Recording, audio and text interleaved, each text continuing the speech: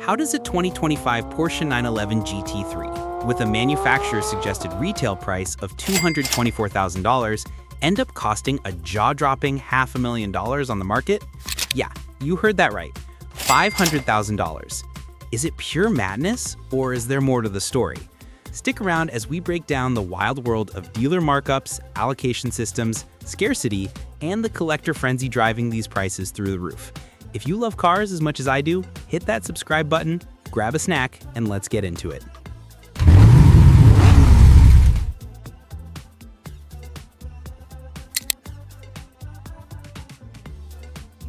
All right, let's start with the elephant in the room, dealer markups.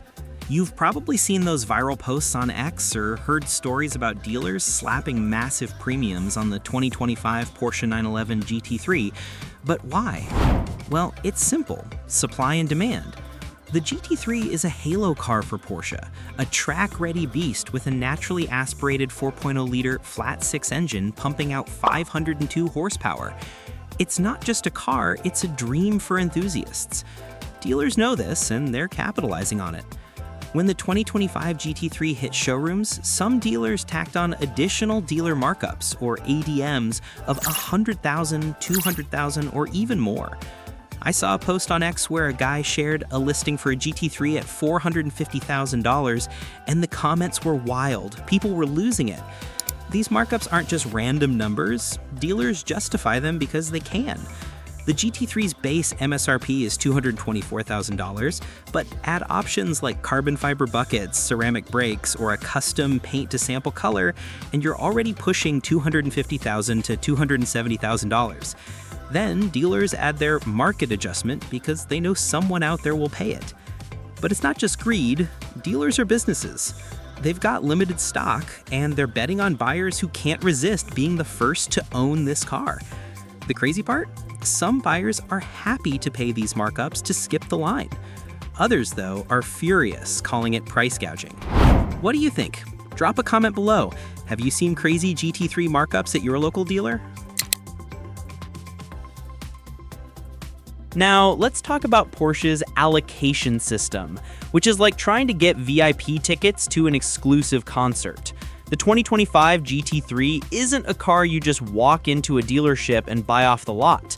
Porsche tightly controls how many GT3s each dealer gets, and those allocations are based on things like a dealership sales history, customer loyalty, and market demand.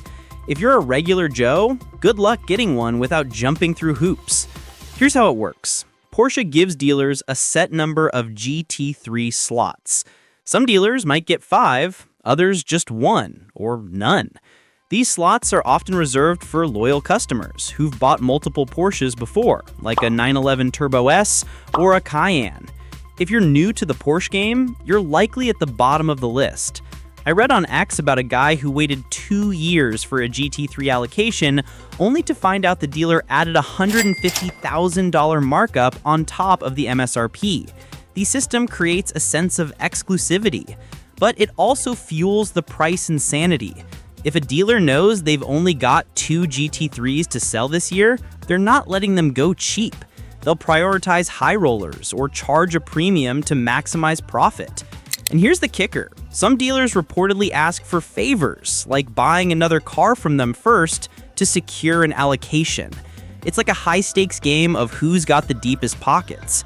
This allocation system isn't just about selling cars. It's about building hype and keeping the GT3 a status symbol. Next up, let's talk about scarcity. The 2025 Porsche 911 GT3 isn't a mass-produced car like a Toyota Corolla.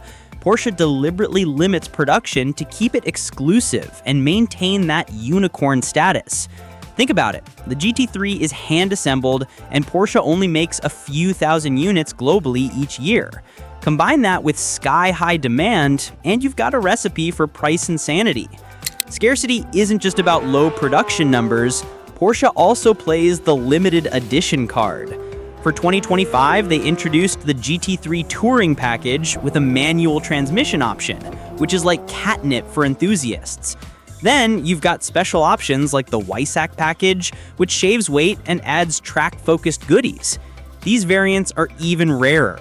And when something's rare, people lose their minds. I saw a post on X where a guy said he'd trade his kidney for a Weissach GT3. Okay, maybe he was joking, but you get the point. This scarcity drives up prices because buyers know they might not get another shot at owning one.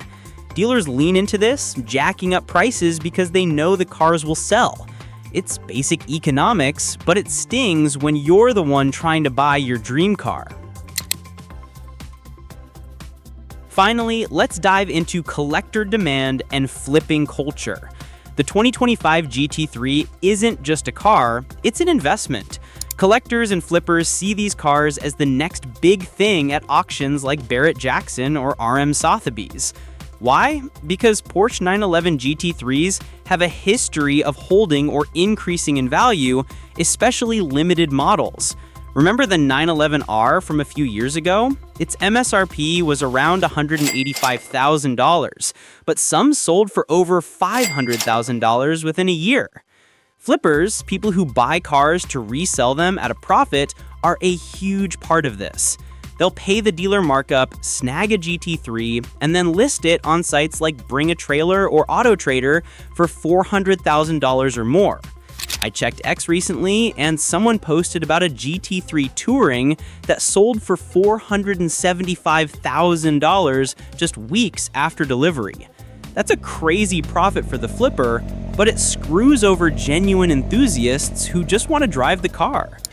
Collectors, on the other hand, are playing the long game. They'll buy a GT3, store it in a climate-controlled garage, and wait for its value to skyrocket. Special editions, low-mileage examples, or cars with unique options like paint-to-sample colors are gold mines for collectors. This demand from flippers and collectors pushes prices way beyond MSRP, turning the GT3 into a $500,000 status symbol. So, where do prices go from here? Will the 2025 Porsche 911 GT3 keep climbing towards $600,000, or will things cool off? Honestly, it's a mixed bag. On one hand, Porsche's brand power and the GT3's cult status means demand isn't fading anytime soon. Scarcity and collector hype could keep prices high, especially for rare variants like the Weissach or Touring models. On the other hand, if Porsche ramps up production or the economy takes a hit, we might see markups shrink and flippers take a loss. My bet is prices will stay crazy for the next 2 years, but long-term, they could stabilize closer to MSRP. Maybe. What do you think? Will the GT3's price keep soaring, or are we in a bubble? Drop your thoughts in the comments, and let's keep this conversation going. If you enjoyed this deep dive, smash that like button, share this video with your car-loving friends, and subscribe for more content like this. Hit the bell icon so you don't miss our next video. Thanks for watching, and I'll see you on the road.